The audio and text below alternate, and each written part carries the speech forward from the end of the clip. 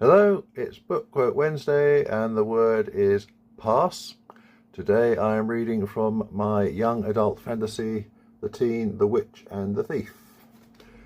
My teen hero Ted has found himself in what he calls meta-Salisbury, which is the dimension that contains everything that ever is and ever was and ever shall be about the city of Salisbury, where he lives. He has found his 9-year-old brother Robert there, who has been there for some years now, and together they are making the way to a possible way out, while without attracting the attention of the witch, who Robert says runs the place.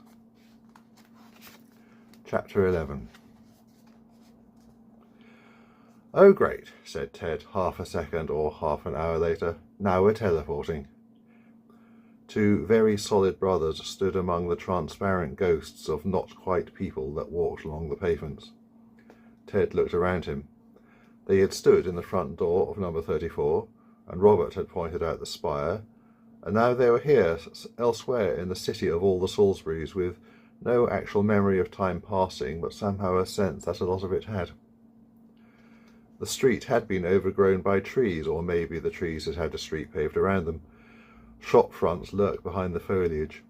What looked like cars were parked along the curbside, though when Ted peered into one, he saw that the interior was just an image apparently drawn on the window. But then someone would get into a car like that and drive off. Robert skipped his way ahead between paving stones. "You can never just walk between A and B," he said, looking back. "The world writes and rewrites itself all the time. You can only move when the fixed points become apparent." "Well," said Ted with a stab of disappointment, "naturally." A 9-year-old shouldn't make speeches like that, he thought. What kind of kid talks about walking between A and B?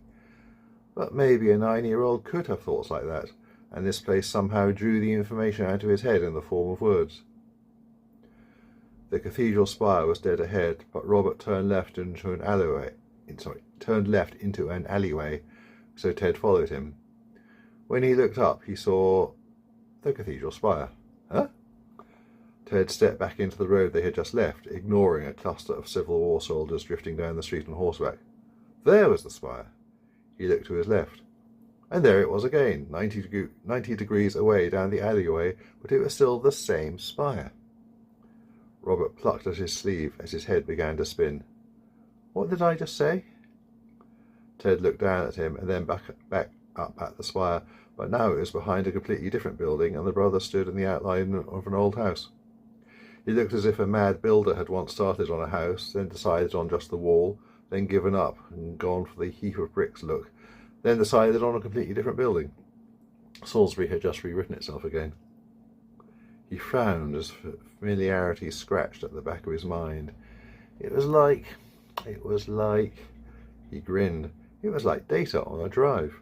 The computer shows a file as being in a particular folder in one place, but in fact, the data that creates the file is scattered in little fragments everywhere. Same thing here.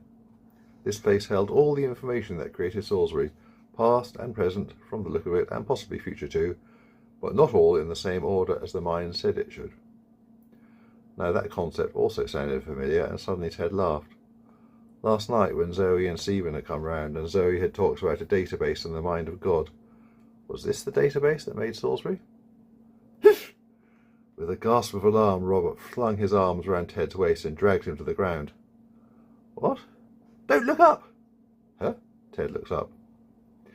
The empty sky was full. The witch looked down from the void above the city.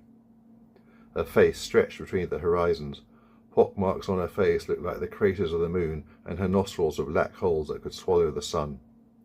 Her lips, so thin and pinched the last time Ted saw them, were like twin ranges of red mountains. Her cold, hard eyes swept the city like X-ray lasers from orbit. Ted quickly concentrated on the ground. For some reason he knew he must not meet that gaze. If his eyes even touched her own, she would know everything. She would know he was here. "Don't think of anything," Robert whispered. "That's impossible," Ted protested, also in a whisper. Even though he wasn't looking, he could sense the witch's attention. He knew she was still up there. "Don't think of yourself. Don't think of me. Don't give her something to pick up." That seemed a little more doable. Ted couldn't think of nothing, but he could think of something vague, something general. He could think of sex? No, way too specific. Computers? Ditto. Come on, come on. Cats. That was it. Ted knew how to befriend a cat. His mum had shown him the trick when Mr. Furry was introduced to the house as a skittish kitten, and it worked on adult cats too. You sat down nearby, and you kept still, and you very carefully didn't quite look at it. After a while the cat would settle down too, and carefully not quite look at you in return. No threat, no danger, no one really here. Purr, purr, purr. Now he could sense the weight of the witch's attention fading. Going. He looked up from under his eyebrows just in time to see her face turn away into the sky and withdraw, as if she had moved away from a giant window. He drew a breath and felt his heart pound. Bloody hell, he murmured. The brothers climbed slowly to their feet, and Ted kept one eye on the sky in case she reappeared suddenly. We're almost there, Robert said, and then they were in the close. Remember, you can buy my books at www.benjeeps.com. See you next time.